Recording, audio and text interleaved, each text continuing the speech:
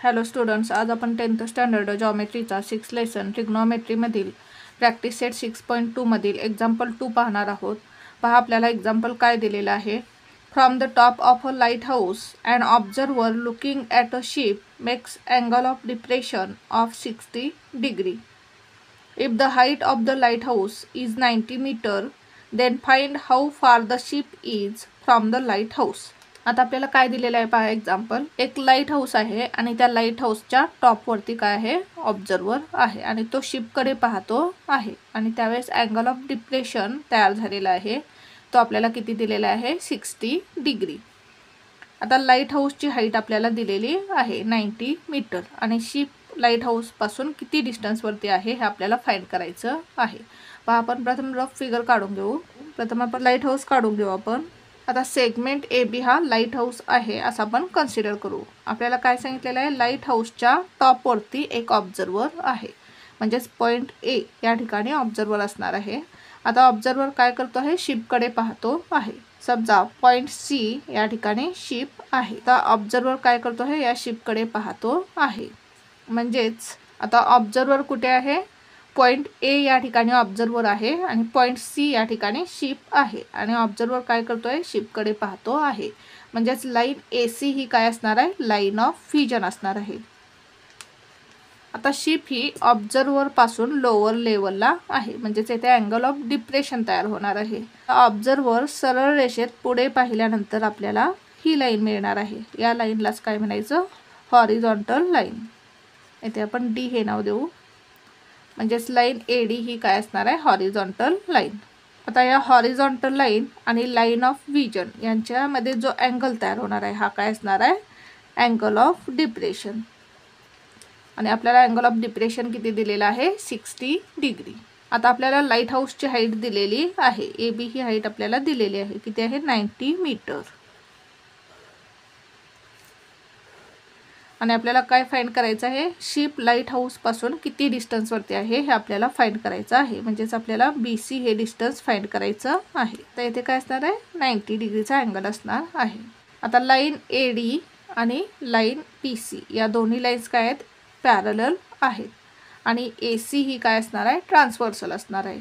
मग angle D A C आणि angle A C B हे अँगल्स काय आहेत, अल्टरनेट अँगल्स आहेत आणि अल्टरनेट अँगल्स कॉन्ग्रुएंट असतात. म्हणजे जर हा अँगल 60 डिग्री असेल तर हा अँगल पण 60 डिग्री असणार आहे.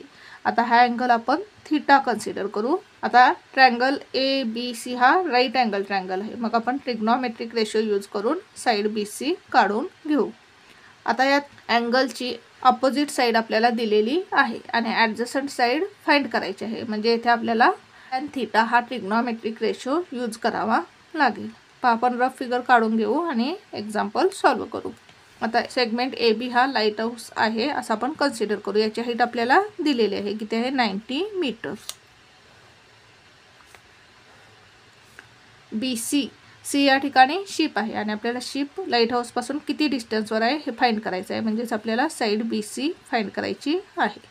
अँगल ऑफ डिप्रेशन आपल्याला दिलेला आहे, किती आहे, 60 degree.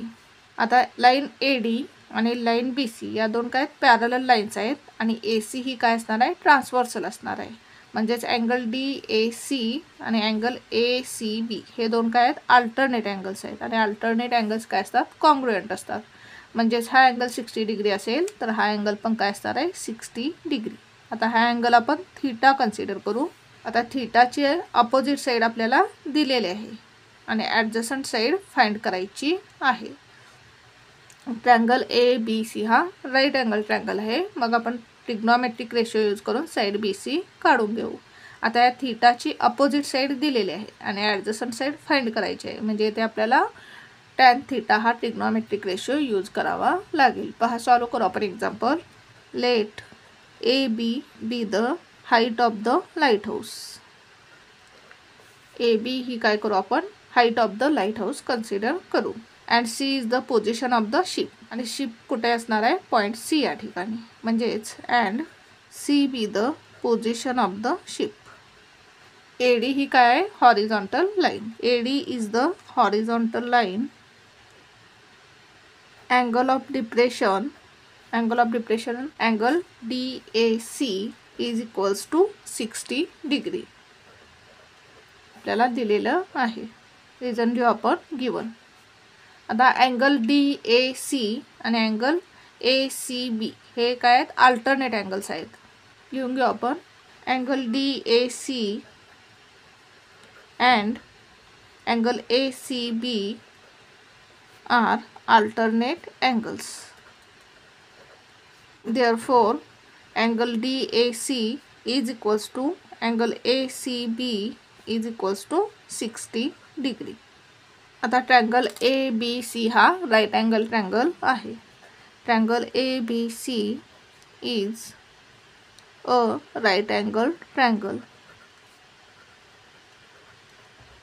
Therefore, tan theta is equals to opposite side upon adjacent side. Opposite side of angle theta upon adjacent side of angle theta. Reason काय by definition. आता थीटा किती दिलेला आहे पहा आपल्याला. आता थीटा किती मिळाला आपल्याला 60 डिग्री म्हणजे ते काय tan 60 degree. tan 60 degree is equals to opposite side of angle theta.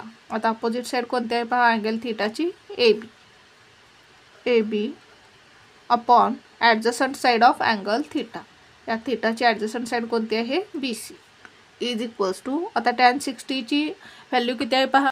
tan 60 डिग्रीची value किती आहे √3 इज इक्वल्स टू AB किती दिलेला आहे पहा आपल्याला.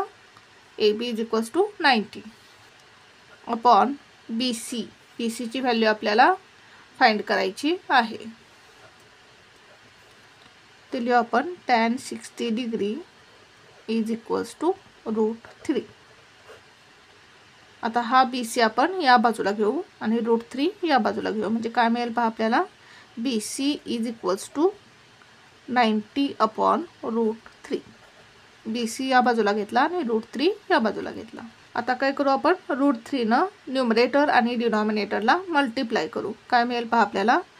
BC is equals to 90 upon √3 into √3 upon √3. √3 न काय केलं आपण न्यूमरेटर आणि डिनॉमिनेटरला मल्टिप्लाय केलं.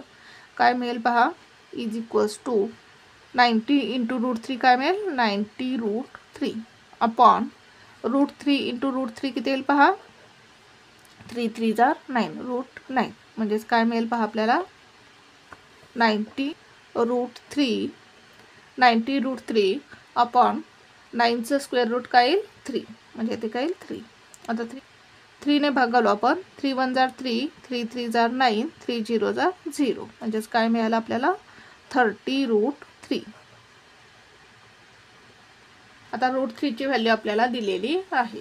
√3 ची व्हॅल्यू काय दिलेली आहे 1.73 म्हणजे 30 इंटू 1.73 इज इक्वल्स टू किती येईल पहा 1.73 इंटू 30. 3 3 जार 9 3 7 जार 21 1 कॅरी ओव्हर 2 3 1 जार 3 3 इंटू 5 आणि हा 0 पॉईंट कुठे येईल पहा 1 2 डिजिट्स नंतर पॉईंट येईल 1 2 म्हणजेच किती मिळालं आपल्याला 51.90 मीटर. म्हणजेच BC किती मिळालं आपल्याला 51.90 मीटर. आणि BC म्हणजेच काय आहे distance between light house and ship. म्हणजेच शिप लाईट हाऊसपासून 51.90 मीटर डिस्टन्सवरती आहे. आन्सर लिहू आपण.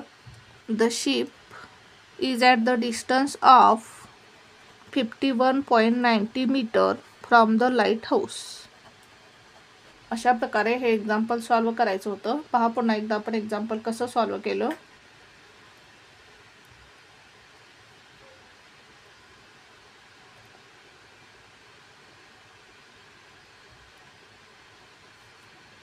Thank you for watching this video. जर तुम्हाला व्हिडिओ आवडला असेल तर व्हिडिओला लाईक करा, कमेंट करा, शेअर करा आणि चॅनलला सबस्क्राईब करा.